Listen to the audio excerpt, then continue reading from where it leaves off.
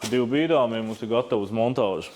Viens ir HST, kas ir dārgāka versija, un otrs ir slaids, top produkts. Baigi, te mēs viņus padarbināt nevaram. Bišķi var. Tas arī ir ar bremzēm.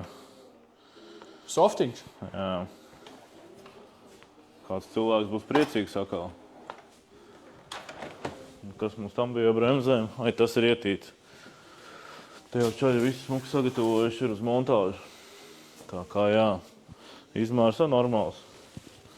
Cik ir 1, 2, 2,5 kaut kur. Tāds privāta māja, ka karaz, tas bišķi pa mazas teik priekš privāta mājas tāds. Uz robežu droši vien cilvēkam